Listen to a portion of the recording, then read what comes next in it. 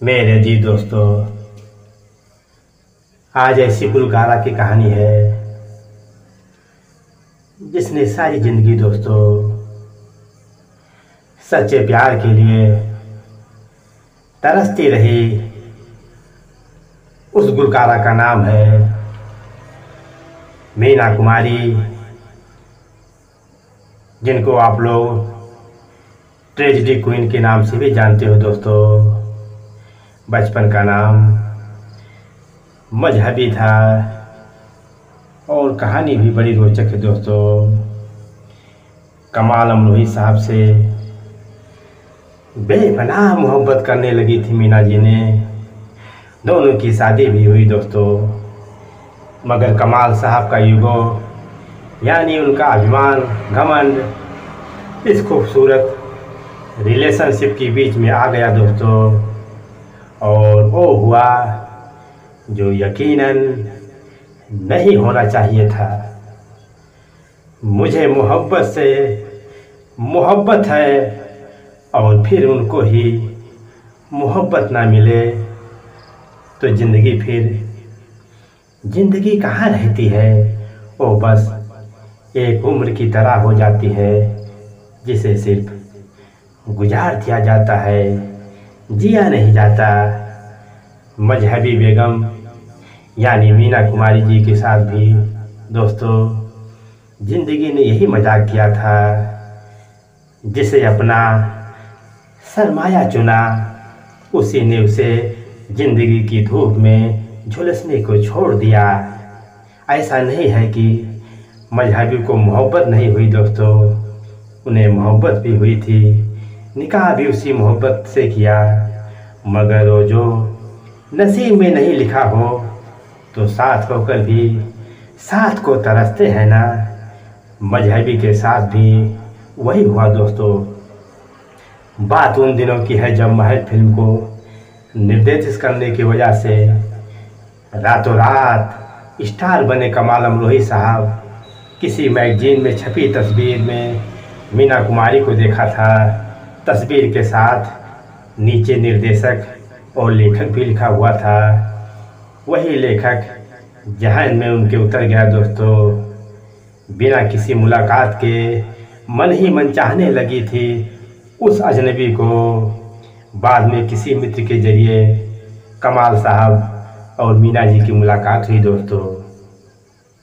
कमाल ने तब अपनी अगली फिल्म के लिए उन्हें साइन भी कर लिया, जिसका नाम था दोस्तों अनारकली। और बात है कि कम बजट के चलते वो फिल्म कभी न बन पाई। मगर मीना और कमाल साहब एक दूसरे के साथ बंध गए दोस्तों, हमेशा हमेशा के लिए। जब कमाल ने मीना कुमारी को बतौर अभिनेत्री अपनी फिल्म के लिए चुना दोस्तों, उसी के कुछ दिन बाद मीना कुमारी का एक छोटा सा एक्सीडेंट हो गया था। मीना पुणे के अस्पताल में भर्ती थी और कमाल साहब मुंबई में रह गए थे दोस्तों।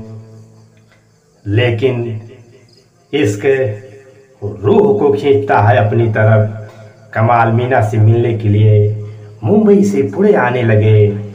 विनोद मेहता, जिन्होंने बायोग्राफी लिखी है मीना जी की, उन्होंने अपनी किताब में इस बात का जिक्र भी किया है दोस्तों। जब कमाल साहब आते थे तो साथ में मीना के लिए चिट्ठियाँ लिख कर लाया करते थे।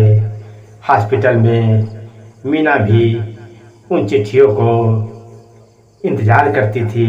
दोनों की मुलाकातें छोटे होते थे, इसलिए वो चिट्ठियों के जरिए बतियाते थे दोस्तों। बाद में जब मीना कुमारी ठीक होकर मुंबई लौटी तो कमाल के बिना रह पाना उनके लिए नामुमकिन सा हो गया दोस्तों। लेकिन अपने सख्त अब्बू से मीना को बहुत डर लगता था। उन्हें अपने बचपन के वो दिन याद आने लगते थे जब उनके अब्बू उन्हें ज़बरदस्ती मार पीट कर फिल्मों के सेट पे ले जाया करते थे। नन्ही मजहबी को पढ़ना था, अपना बचपन जीना था, मगर उनके अब्बू ने ना उनसे सिर्फ उनका बचपन छीना था दोस्तों, बल्कि उन्हें स्कूल भी नहीं जाने दिया। उन्हें महज 4 साल की उम्र में महजबी से बेबी मीना बना दिया। और फिल्मों में काम करने के लिए मजबूर कर दिया। ऐसा पिता का खौफ होना लाजमी था दोस्तों, मगर इसके आगे खौफ कब तक टिक पाता है। 14 फरवरी 1952 में सारी दुनिया की नज़रों से बचते बचाते मीना कुमारी ने निकाह कर लिया दोस्तों, अपने महबूब से। एक ऐसा महबूब जो चिट्ठियाँ लिखा करता था, जो बचपन के मिले जख्मों पर अपने इश्क का मरहम लगाता था। वो महबूब जो उनसे उम्र में कोई 13 साल बड़ा था, लेकिन जिसके साए में मीना खुद को सबसे ज़्यादा महफूज महसूस करती थी दोस्तों। लेकिन ये निकाह वाली बात ज़्यादा दिन तक अब्बू जान से मीना कुमारी छिपा नहीं पाई। निकाह के लगभग साल बाद यानी 1953 में दोस्तों अब्बू को पता चल गया कमाल के बारे में। उनके लिए बात बर्दाश्त के लायक नहीं थी, क्योंकि कमाल के पहले से 2 बीवियाँ और 3 बच्चे थे। ऊपर से वो मीना कुमारी से उम्र में भी काफ़ी बड़े थे दोस्तों। उन्होंने निकाह तोड़ने की हर कोशिश कर ली, मगर निकाह नहीं तोड़ पाए दोस्तों। और मीना कुमारी अपनी कमाई, सब धन दौलत अब्बू के घर में छोड़ सिर्फ कुछ साड़ियाँ लेकर रात को अचानक कमाल के घर पहुंच गई। मीना कुमारी को लगा अब उनके सभी सपने सच होंगे, उनकी मोहब्बत मुकम्मल हो चली है। और जो खुशियाँ उन्हें अब तक नसीब नहीं हुई दोस्तों, उनका यह सोचना गलत निकला।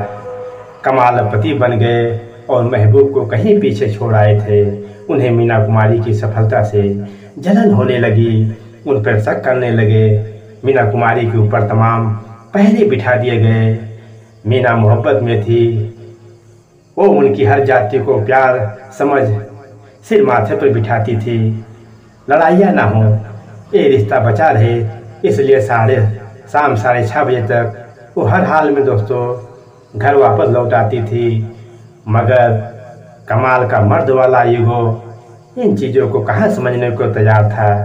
ऐसा कहा जाता है कि दिल अपना और प्रीत पराई के प्रीमियर पर किसी ने कमाल को मीना का पति कहकर तब किसी महाराष्ट्र के मंत्री से मिलवाया था। इस बात से वो इस कदर खफा हुए कि मीना कुमारी को वहाँ अकेले छोड़कर चले गए। रोज रोज के हो रहे झगड़े से युक्ता कर मीना कुमारी ने दोस्तों एक बार एक फैसला भी किया कि वो फिल्म नहीं करेंगी। उन्होंने सोचा शायद कोई बच्चा न हो, उन दोनों का यूँ बढ़ती दूरियाँ फिर नज़दीकियों में सिमट जाएगी। मगर कमाल को ये भी मंजूर नहीं था दोस्तों। कमाल को जानने वाले ये कहते हैं कि चूँकि कमाल सिया वर्ग की उच्च सैयद जाति से आते थे और मीना कुमारी एक डांसर की बेटी थी, इसलिए उन्हें मीना कुमारी के साथ कोई बच्चा नहीं चाहिए था। खुद शायरा मीना ने जिस निर्देशक के नाम के नीचे लेखक शब्द को पढ़कर उनसे मोहब्बत कर बैठी थी, वो लेखक उन्हें कभी मिला नहीं दोस्तों। निकाह से पहले महबूब में ज़रूर उन्होंने उस लेखक को थोड़ा जिया, मगर निकाह के बाद वो सिर्फ पति बनकर रह गए। कमाल के लिए मीना का छोटी जाति से होना, एक डांसर की बेटी होना उनके लिए उनकी मोहब्बत से बड़ा निकला। मीना कुमारी के बहन ने अपने एक इंटरव्यू में कहा भी था दोस्तों, मीना कुमारी अपनी ज़िंदगी उजागर करने में यकीन नहीं रखती थी। उन्होंने हमेशा कमाल को कमाल साहब कहा था दोस्तों, लेकिन लोगों ने उनके चेहरे पर चोट के निशान भी देखे और फीकी मुस्कुराहट के साथ उस दर्द को छुपाने की उसकी कोशिश को भी देखा। लेकिन आखिर कब तक खुद को मिटाती रहीं मोहब्बत के नाम पर। जब कमाल ने उन पर पहरे बिठाने शुरू कर दिए दोस्तों, तो हार कर 12 साल बाद 1961 में उनका घर छोड़ आई, मगर मोहब्बत दिल से निकाल नहीं पाई। कमाल से अलग होने के बाद दोस्तों मीना ने साहब बीबी और गुलाम में काम भी किया था। उस फिल्म में निभाए छोटू बहू के किरदार की तरह मीना कुमारी ने असली जीवन में भी दोस्तों काफ़ी ज़्यादा शराब पीना शुरू कर दिया। जिससे प्रेम किया था वो उन्हें समझा नहीं। बाद में कई और मर्द उनकी ज़िंदगी में आए, मगर सिर्फ दोस्तों मतलब के लिए। एक बाप था जिसके लिए वो सिर्फ पैसे कमाने की मशीन थी। फिर भी जीते जी दोस्तों, मीना कुमारी ने एक इंटरव्यू में भी कहा था, खुदा के वास्ते गम को भी तुम न बहलाओ, इसे तो रहने दो, मेरा यही तो मेरा है।